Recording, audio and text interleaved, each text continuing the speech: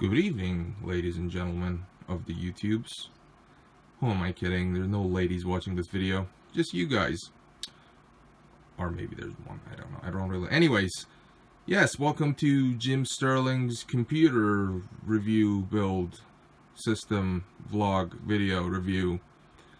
Yeah, so me and Mr. Sterling have been in talks for a little while. I just messaged him and told him, listen, I know you're having computer problems. Your computer is pretty old, and it is. I'll go into the details later.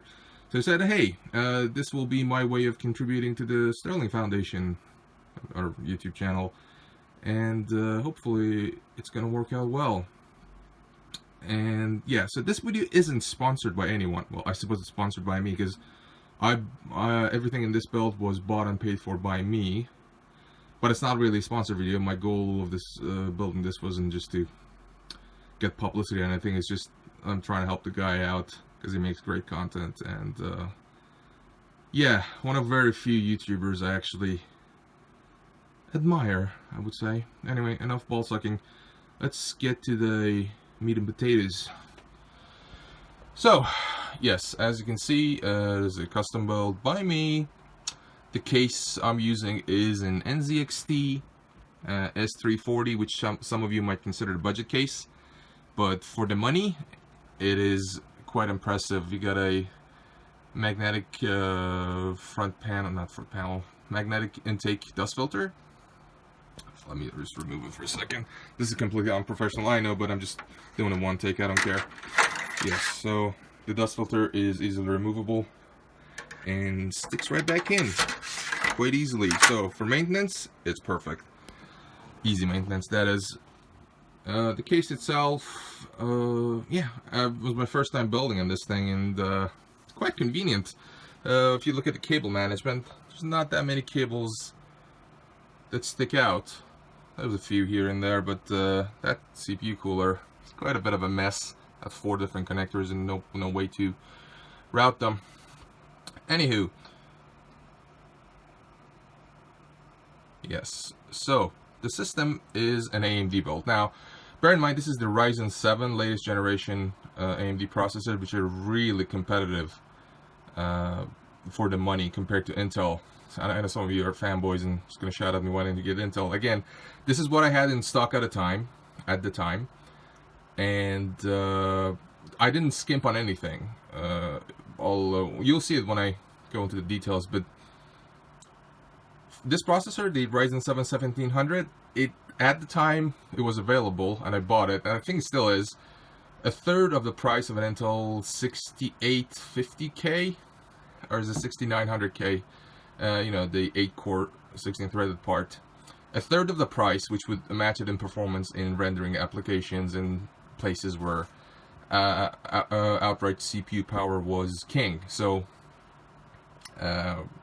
me and Jim had talked about it for a while. He's doing a lot of video production, and his computer is being a pain in the ass. And in this regard, it's no slouch in gaming. It's pretty good.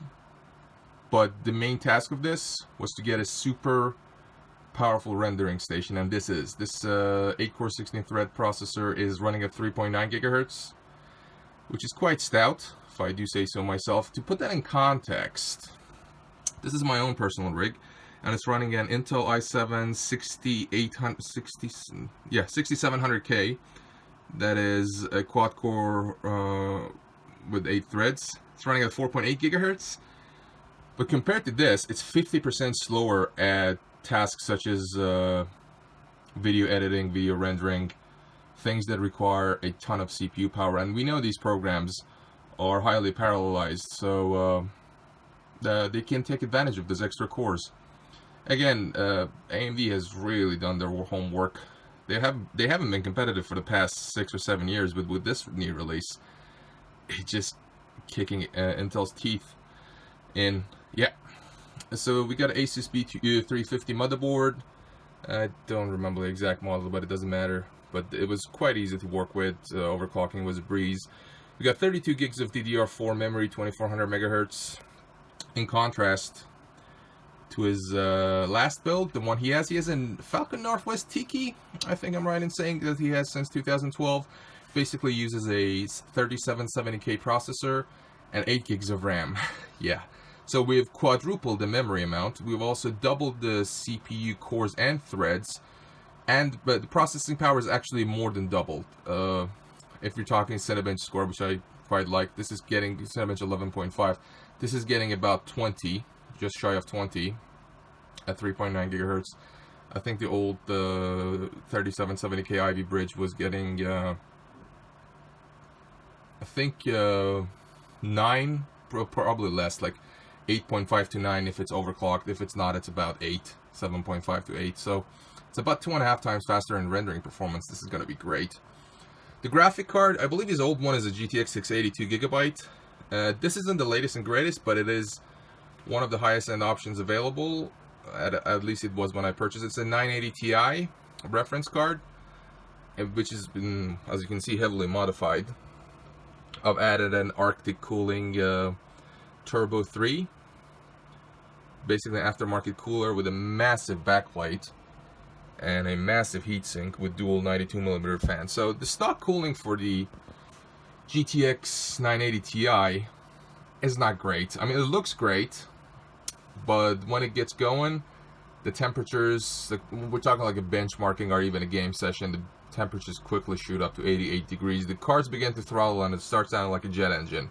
In contrast, this is the maximum temperature I've seen is about 80 degrees, which is totally fine.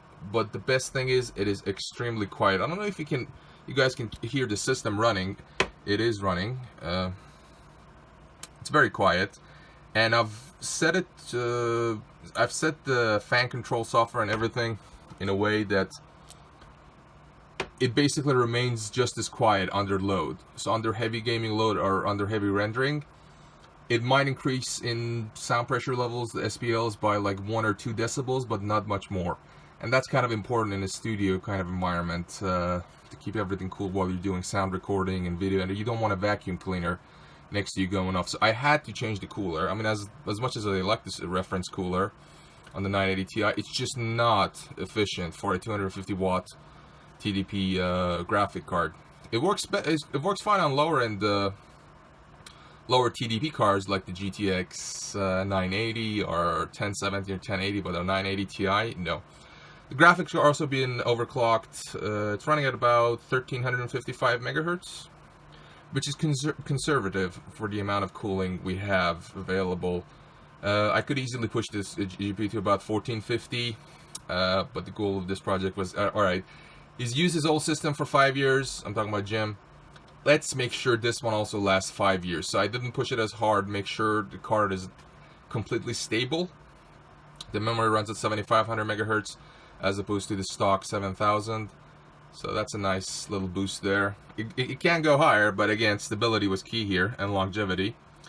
The graphic core, like I said, 1355 megahertz. The stock, I think, is about 1100 to 1150 depending on the cooling.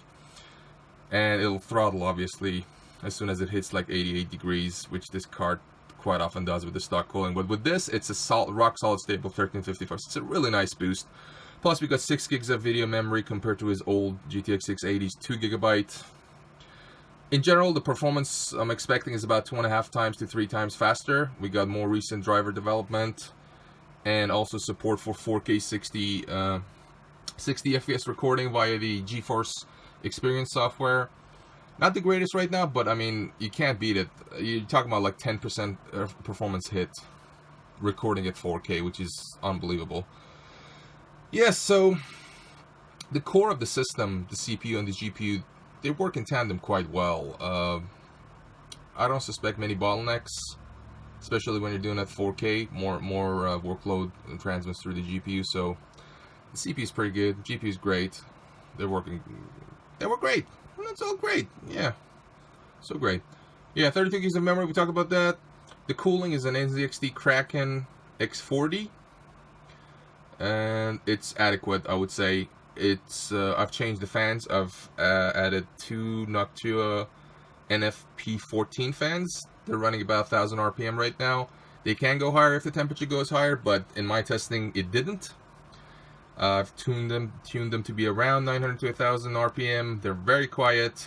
They move the air nicely across the graphic card and cool the CPU just fine. The highest temperatures on the CPU I've seen is 75 degrees, which is more than reasonable for the level of noise we're talking about here. I've also used some custom braiding. Well, I didn't build the braiding, but I bought the braiding. Pre-braided extension cables, so for the 24-pin and for the 8 and 6-pin. I think they look quite nice. It's modest. It's not really shouty and look at me, oh, I got cable combs and crap. Again, purpose of this build was to make a really good performer while looking good and costing a reasonable amount of money. So, because obviously it's coming out of my pocket, and these parts were available to me at the time. I bought a few parts, but some of them I had. And yeah, that's the majority of the components. Other than that, the SanDisk Extreme Pro Ultimate, I don't know. It's Ultra 2, right? Yeah, SanDisk Ultra 2. It's a 960 gigabyte solid state drive. I believe his old system had a 240 gig solid state drive, so this is an increase of 4x in the solid state capacity, plus this is much faster. I could have gone with the M.2 SSD. The motherboard has a slot for it, but again, I didn't have access to one, and to be honest, SATA SSD is still plenty fast for it. There's also a 3 terabyte Seagate Barracuda drive right there, just for long-term storage, whatever it may be, doesn't really matter. The power supply you can't quite see, and that's okay. It's a Thermaltake 650 watt Smart Series. Some people say, oh, Thermaltake is garbage. It isn't actually. I've used the same power supply in a system that consumes over 600 watts for over 2 years without a hitch. These line of power supplies are quite reliable. The old TR2 series wasn't so good, but this is. And the total system power consumption under heavy load, both CPU and GPU, I've seen upwards of 450 watts. So we're well below the threshold of 650, which is the power supply's rating. So 450, it's pretty safe. The fans that came with the case, those two are stock. I think they're about 1,000 or 1,200 RPM. I'll just connect them straight to 12 volts. They're very quiet and move enough air. I could have replaced the top fan with a 140 millimeter one, but I wanted to maintain positive air pressure inside the case. So more airflow coming in than going out. That means the areas of the case that are filtered, let the air in instead of just all the nooks and crannies and holes they're not supposed to. So it doesn't prevent dust accumulation, but it decreases it, so it makes maintenance easier over time. Yes, so this is I think this is it. It's been 13 minutes. I've talked quite a lot about it, and oh, I forgot this. Since it's going to be shipped to the US and I'm in Canada, I gotta make some reinforcement to the graphic card. Luckily, graphic card does come with a strengthening bracket. Like the backplate and the cooler, they stick together like super glue anyway. But this even adds more strength. So if we try to like flex this graphic card, I'm pulling really hard on it, but it's not moving hard or much. And that's good for shipping, because the #1 damage people see when they ship a desktop computer really is just the graphic card. Well, basically sometimes thrown clean off, sometimes it's just dead. You don't know why. It's because during the transport and vibration there's a lot of stress on these parts, and the PCI slot just fails on the graphic card. It can develop microfractures and whatnot. Anyway, I'm still gonna fill this area, all the area around it, with foam, so it minimizes movement, and pack the case really well to be sent off. Obviously, I don't know when he'll receive it, because I haven't shipped it yet, but I'm shipping it today, so get a tracking number, send it over. Hopefully it'll arrive intact, and you can enjoy the system for many years to come. And yeah, guys, pretty much done here. Thanks for watching, and I'll see you in the next one.